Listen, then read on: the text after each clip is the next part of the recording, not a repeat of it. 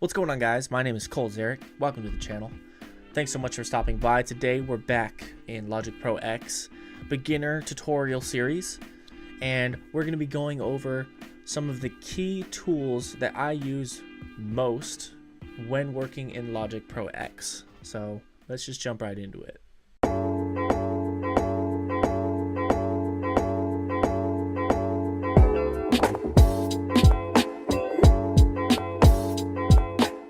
First tool I want to point out, it's called automation, up here to the top left. This is an incredibly useful tool for accurately manipulating whatever sound, whatever instrument that's on your track. So for example, I have here a regular old electric piano with some Apple loops, and I'm going to demonstrate to you guys exactly how you can manipulate this. So I'll stretch this out, you know, I'll right click and make it a color, make things a little bit more visually fun and interesting. Let's go with pink. Let's go ahead and make these pink, just a little bit more fun and a little bit more contrast to this line. This is your point of interest. This is what you're going to use to basically manipulate any track. You have multiple tracks, you can select one and manipulate it. Right now I am just simply messing with the volume. I can make it higher, make it lower. That's really easy to understand. I'll just make this lower. Here's the thing. You can manipulate anything. Any effect you put on it, you can manipulate it. So if I were to go into my effects and I'd go into EQ and single band EQ. Basically all I want to do is I want to cut the highs and make it muffled.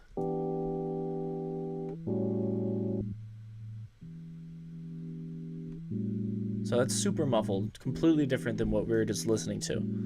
So did you notice this small little line? We just got this teal line. So look, I'm even manipulating it right now.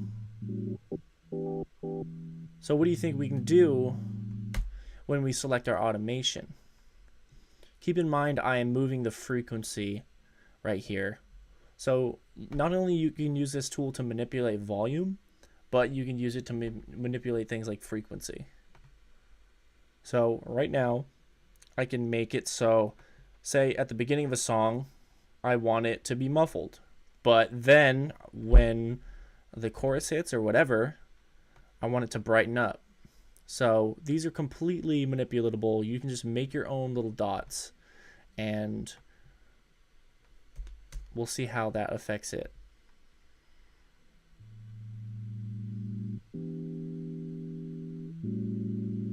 Let's do it even more. Let's take this dot and bring it all the way up so it just brightens up slowly.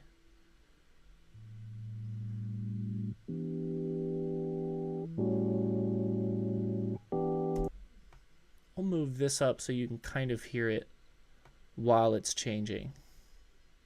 And then move this like that.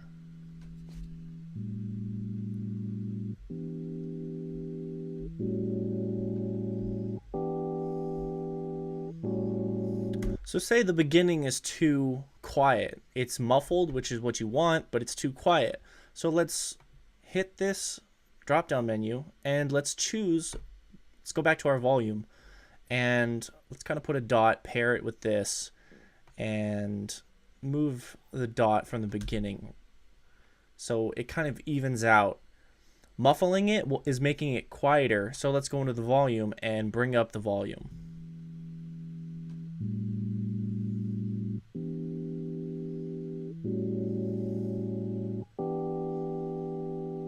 Okay. That's pretty much perfect. See, as you muffled it, it became quieter. But when it gets brighter, it gets louder. So we'll bring down the volume a little bit. So that's just one example of this super useful tool. You can apply this to any other effects.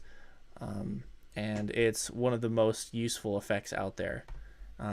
Just remember that you can go into here and choose an effect. And then while you have this selected, you can drop down and choose and select that effect to manipulate it onto the timeline of the track more efficiently. So check this out. Here's something that I love to use. So this is selected as read, right? So if I wanted to, I could actually change it to touch, and let me actually go back to read and make the frequency just flat. We're going to flatten it out. I can just drag one dot all the way to the end to delete all the other dots. So it just sounds pretty basic, right? So, or let's start from the bottom. So it's just muffled. Super muffled, right? So let's start from the beginning and let's go to touch. Now let's bring up our effect that we put on it. So while you're controlling this, either with your, right now I'm just controlling it with my mouse, but you can map this dial to your MIDI keyboard, so you can actually have control it on your keyboard with like the screw or the twisties, you know what I'm saying? So basically, we are going to record in a way what we want it to do while it's playing. So it's set to touch. Let's just hit play.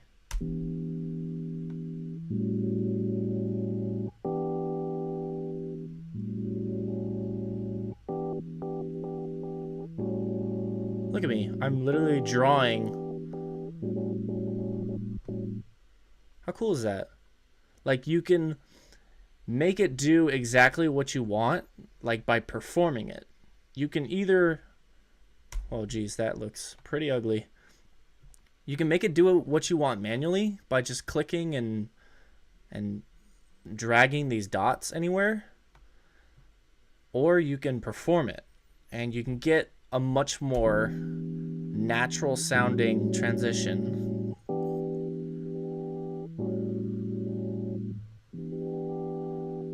Right now I'm just creating like a wah wah effect, but imagine what you can do with any effect and having control of what like makes the effect give us the sound that it gives us, I guess, if that makes sense. You can control any effect that you want using your keyboard or your mouse or whatever. It's pretty incredible, and I use it for a lot of the tracks that I do. So another thing that you can do is you can change the pan of it mid-song. So we just go to a drop-down menu. We have all these different options from volume to pan. Let's just choose our pan, and we can pan it left to right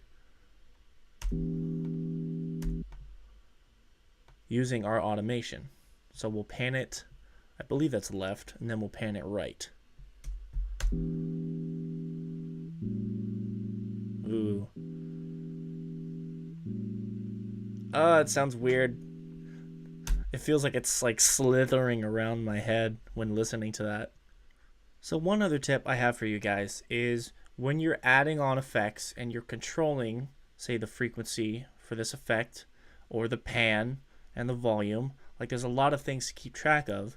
So what you can do is hit this arrow key, drop it down. It'll give you a perfect little, it'll give you everything you need, everything that you're working on, everything that you've manipulated right there in front of you. So it's all organized, and you can keep track of where your pan is while keeping track of your frequency, while keeping track of your volume, and it'll keep adding on more and more brackets the more effects you throw on there. So if I want to throw on a verb and I want to manipulate it, it'll add another bracket. So I'll go into verb, I'll go into high cut.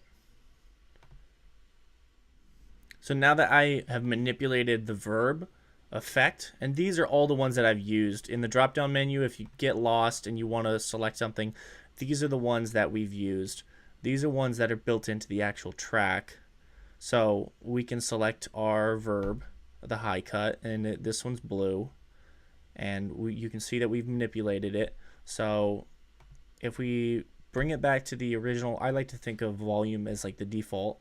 So let's click the plus button down here, and we can add one for what we did on the verb. So we can keep track of all the effects that we put on the track. Super simple, really great, laid out all in front for you to manipulate however you want. Really quick, right here in this situation, we can go up to the top right, and what I'm going to do is just kind of use this bar and squeeze these down in a little bit more manageable size. This is the other bar where you can stretch out to see more of your timeline or less of your timeline. And just in this case, because we had like all 4 of these just out in front really big, taking up a lot of space, I just want to scrunch them down, give me a little bit more room. Now I know what I'm kind of dealing with here, and then I can bracket them up and continue making the song. So basically, that's going to do it for me going over automation. One of the best tools. I utilize it every single time I'm in Logic Pro. Spend a lot of time clicking around, experimenting, using this tool. That's my advice to you on how to master it, is just open a new file and start clicking around. Don't worry about saving. Don't worry about creating. Just worry about experimenting. Maybe you can make some stuff and see how the effects manipulate the sound that you're making. So that's my advice to you about that. That's going to do it for this episode of the beginner tutorial. Thank you guys so much for watching. Let me know what other things you guys want to learn during this series. If you did learn something, if you enjoyed the video, please leave a like and subscribe. It really helps me out and lets me know that you were enjoying this series. And with nothing else, thanks so much for watching, and I'll see you guys in the next episode. Peace.